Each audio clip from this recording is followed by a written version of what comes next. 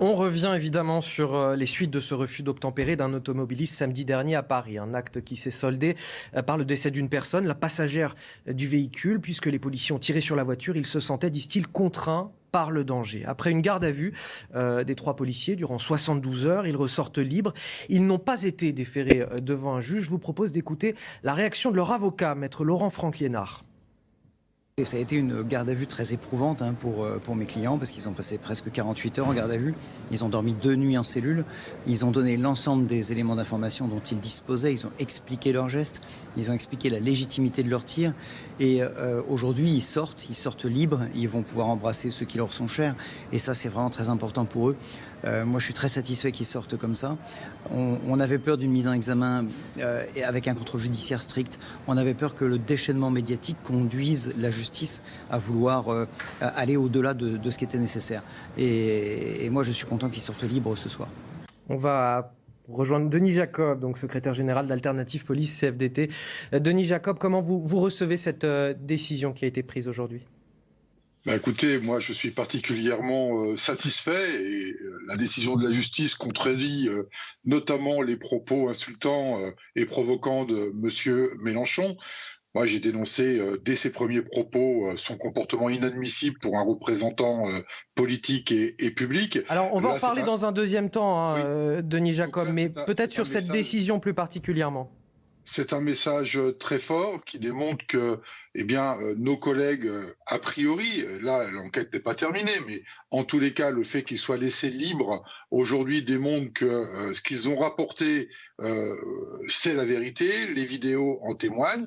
Ils ont fait usage de leur arme dans un cadre très strict que prévoit la loi au niveau de la légitime défense. Nous avons eu une autre affaire aujourd'hui, je ne sais pas si vous en avez parlé, mais à Argenteuil, où on s'est trouvé exactement dans le même cas de figure, et là on a une collègue qui a failli être tuée et elle ne doit sa survie qu'en sautant sur le capot de l'individu, et il a été blessé. Là aussi un policier a fait usage de son arme à feu. On n'est pas des cow-boys, il y a un cadre légal qui justifie pour mes collègues d'utiliser leur arme de service quand il y a un danger immédiat et grave pour leur sécurité ou pour celle d'autrui. Donc la justice a entériné ce dispositif aujourd'hui en relâchant, en remettant en liberté mes collègues. La justice, vous avez le sentiment, vous me dites qu'elle a fait son travail aujourd'hui, alors que parfois les syndicats de police ont pu l'accuser d'être partisane. Je pense notamment à l'affaire du Pont-Neuf. Ça veut dire que là, aujourd'hui, selon vous, la justice sait faire la part des choses ? Oui, je pense que la justice sait faire la part des choses. Vous savez, mon organisation syndicale a toujours eu pour habitude d'attendre l'avancée utile et nécessaire d'une enquête avant de prendre une position très déterminée sur les affaires. L'usage de l'arme de service des policiers, c'est toujours des affaires très délicate. Il n'y a que les policiers qui étaient sur place et les mises en cause qui peuvent dire exactement ce qui s'est passé. Et moi, je me suis toujours gardé de m'emballer, de prendre une position ferme sur une affaire dont je ne détiens pas tous les éléments. Donc aujourd'hui, on est déjà bien avancé dans l'enquête. La justice a pris une décision, je ne peux que la saluer. Je rappelle quand même que cette enquête n'est pas terminée et que on ne sait pas encore quelle en sera la finalité, mais en tous les cas, oui, je pense que la justice devrait systématiquement avoir l'attitude qu'elle a eue aujourd'hui, c'est-à-dire ne pas prendre en compte la surenchère et la pression médiatico-politique dans ce type d'affaires, parce que systématiquement, jusqu'à présent, ça desservait les intérêts de mes collègues. Alors, on a toutefois 2 versions qui s'opposent dans cette histoire, celle des policiers, bien évidemment, et puis celle des passagers. Écoutez justement l'un d'entre eux, interrogé par nos confrères d'RTL. En fait, on était à un feu. Un policier il est venu en vélo, il a tapé dans la vitre du conducteur, commence à lui demander sur le côté, on va vous contrôler. Mon ami, il a bougé la tête comme s'il disait oui, je vais me mettre sur le côté. Il a dit je m'arrête pas, j'ai pas le permis, nanana. Il a continué. Il a percuté aucun policier. On était à l'arrêt, dans les embouteillages. Les policiers en vélo qui sont revenus à côté de nous. Et à ce moment-là, il nous a braqué directement. Oui, sortez, coupez le contact, éteignez le moteur.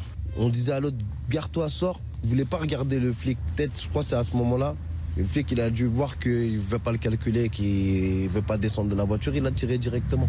On m'a dit coup de feu. Après, nous, on est sortis de la voiture. On a vu que la fille devant, elle était pleine de sang, qu'elle était inconsciente. Et les policiers, ils sont venus, ils nous ont mis directement les menottes.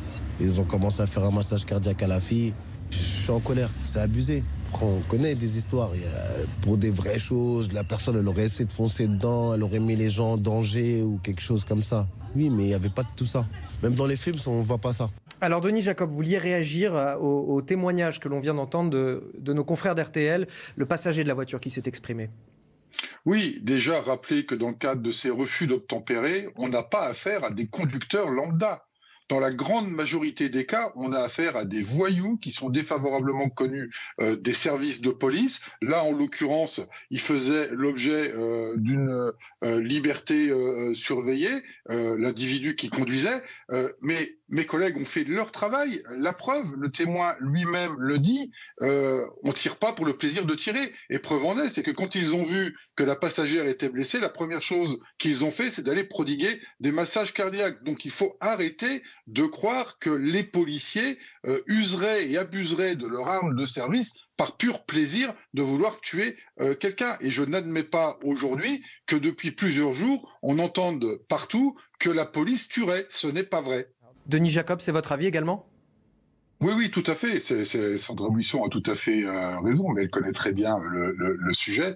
Je voulais juste compléter effectivement ce que Sandra disait. Oui, bien évidemment que quand les policiers font usage de leurs armes, ils n'ont pas connaissance de qui est l'individu à bord. Ce que je voulais dire dans mon propos, c'est que ceux qui commettent des refus d'obtempérer sont très majoritairement des gens qui sont déjà connus des services de police et qui veulent donc se soustraire à un contrôle. Et c'est pour ça qu'à chaque fois, on a ce genre d'incident parce qu'ils essayent, alors soit de se sauver, soit carrément de renverser un policier pour le blesser, voire pour le tuer. Et donc, il faut mettre un terme à cela. Et je ne dis pas qu'il faut tirer tous les 4 matins, mais en tous les cas, quand la sécurité de mes collègues ou celle d'autrui est gravement et immédiatement mise en danger, la règle de la légitime défense s'impose et donc ils font usage de leur arme de service. Donc il n'y a pas de polémique à avoir sur ce sujet.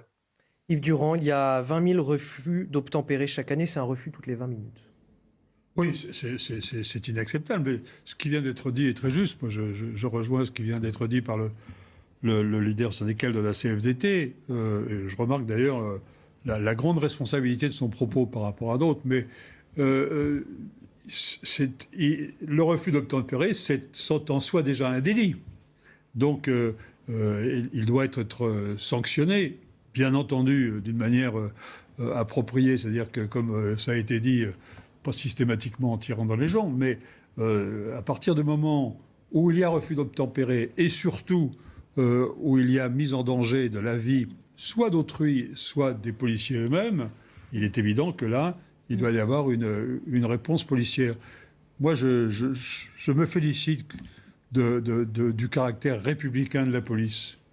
Et je suis défavorable et même choqué par un certain nombre de propos qui, avant même que l'enquête n'ait déterminé les faits, hein, d'abord au moment de la garde à vue, puis ensuite l'enquête va se poursuivre, accusent la police. Vous parlez des propos de Jean-Luc Mélenchon, la police tue. Entre autres. En ce qui concerne Jean-Luc Mélenchon, je le dis franchement, on y reviendra peut-être, c'est inacceptable. On y reviendra absolument. Je vous propose de faire une courte pause, le temps du rappel de l'actualité. Je vous donnerai la parole, bien évidemment, William Tay, juste après. Denis Jacob, j'ai une dernière question pour vous. Qui a encore peur de la police aujourd'hui ? Parmi les délinquants, bien évidemment. Je vous propose d'écouter, et vous allez réagir à cela, un témoignage, celui de Franck. Il a 20 ans de carrière derrière lui dans la police. Il a accepté de témoigner anonymement pour CNews. Il nous raconte sa réalité du terrain, les difficultés pour intervenir aujourd'hui. Son témoignage a été recueilli par Michael Dos Santos. Après plus de 20 ans de carrière, Franck l'avoue, la formation en école de police ne permet pas toujours d'appréhender le terrain. On a très peu de temps pour décider si on utilise son arme ou pas. Je mets au défi n'importe quelle personne à pouvoir viser. Face au danger, les policiers ne pensent pas toujours au cadre légal. La priorité est ailleurs. Nous n'avons pas envie de mourir. Donc on fait usage de notre arme pour essayer de neutraliser l'individu, pour pas qu'il nous écrase et pour pas qu'on meure. Parce que derrière, nous avons des familles, des enfants. Pour autant, Franck s'oppose à ceux qui affirment que les policiers ont la gâchette facile. L'utilisation de leur arme entraîne souvent des conséquences. L'impact que cela peut avoir sur sa vie familiale. Ensuite, l'appréhension de retourner sur le terrain. Et savoir ce que la justice, l'enquête va faire. Une peur de dégainer qui se ressent sur le terrain. Plus personne n'a peur de nous, quoi. Donc on préfère foncer sur un policier, car les délinquants savent pertinemment que les policiers ont beaucoup de difficultés à sortir leurs armes par peur des conséquences. Selon lui, le rapport de force est inversé. Preuve en est la multiplication des refus d'obtempérer.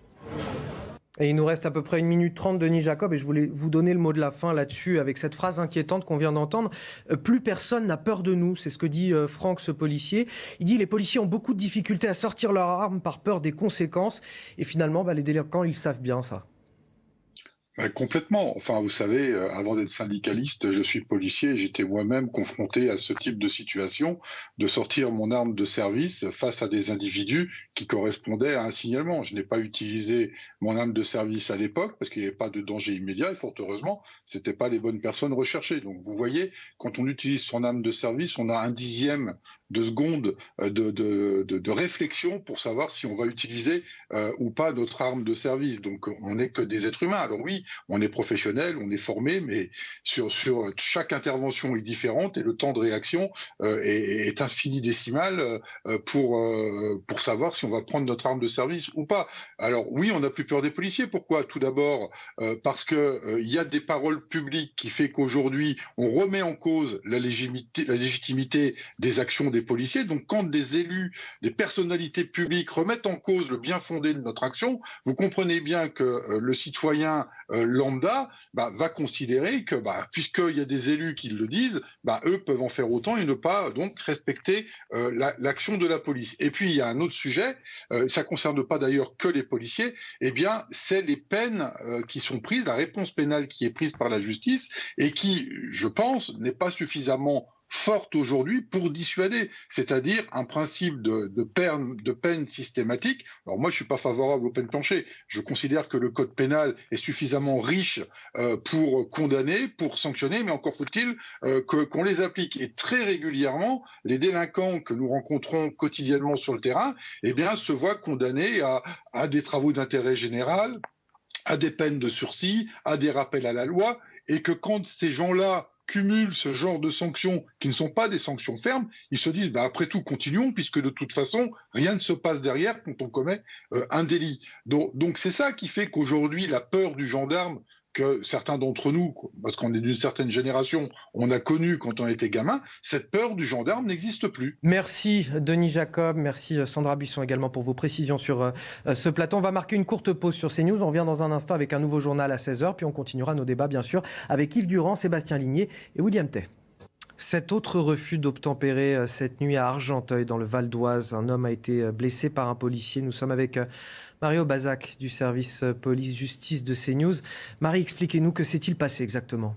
Alors, les faits ont eu lieu peu avant 4 heures du matin à Argenteuil. Une patrouille de police a remarqué un véhicule qui roulait à vive allure, qui faisait des embardées sur la route. Et cette patrouille, elle va donc décider de contrôler le conducteur du véhicule. Selon le rapport d'intervention, l'individu va refuser et accélérer. Les policiers le suivent dans plusieurs rues de la ville. Le suspect prend une rue à contresens, fait des embardées, manque de perdre le contrôle de son véhicule à plusieurs reprises avant de s'arrêter. Boulevard Héloïse, les policiers vont alors descendre de leur véhicule. L'un d'eux vient au niveau de la porte du conducteur. Il sort son arme de service et il demande au conducteur de couper le moteur. Le suspect refuse et accélère en direction d'une policière qui se trouve en face de la voiture. Sur sa trajectoire, il va percuter cette fonctionnaire de police au niveau du genou et continuer à avancer. Face à lui, il y a 2 véhicules de police en travers de la route avec des policiers qui sont en train de descendre. Et c'est là que le premier policier qui est intervenu, celui qui s'était approché de la vitre du conducteur, va faire usage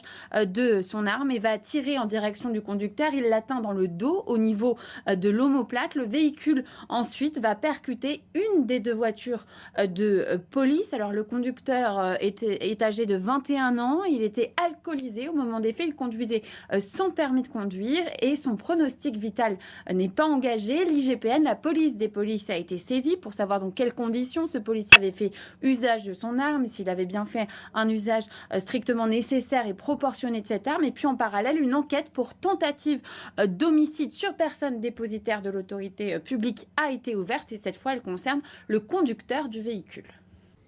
De retour dans nos débats de 90 minutes info, toujours avec Yves Durand, William Tay, Sébastien Ligné et Denis Jacob, qui est toujours avec nous, secrétaire général d'Alternative Police CFDT, puisqu'on va continuer à parler de ces 3 policiers qui avaient été placés en garde à vue pendant 48 heures, qui ont été libérés cet après-midi, qui ne sont pas poursuivis dans cette affaire de refus d'obtempérer samedi d'un véhicule à Paris. Il y a une femme qui a été tuée, c'était la passagère du véhicule. Je voudrais revenir surtout, et on avait commencé à en parler en première partie d'émission, Denis Jacob, sur ces propos qui ont fait polémique, ces propos politiques de Jean-Luc Mélenchon.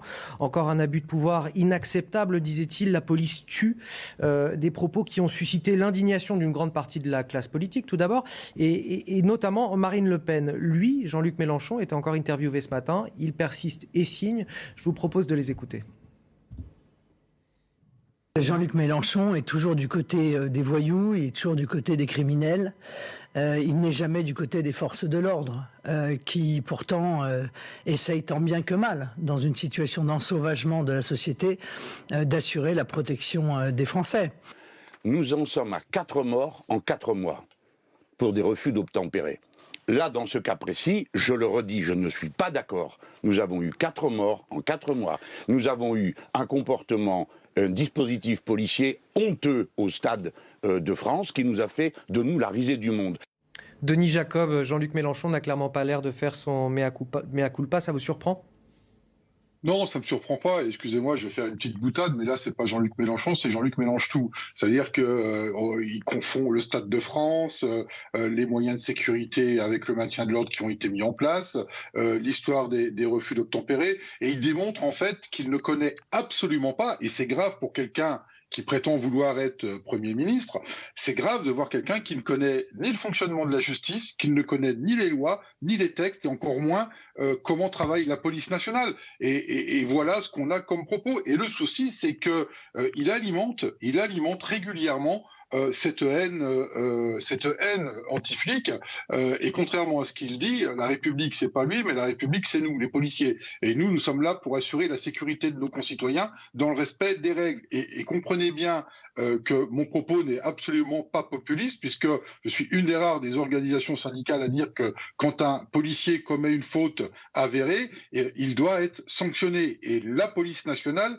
est l'institution française la plus contrôlée et la plus sanctionnée dans notre pays. Donc là, il ne fait qu'envenimer, qu'entretenir cette haine de la part d'un certain nombre de personnes. Et en fait, je me rends compte que Monsieur Mélenchon, lui, défend les voyous.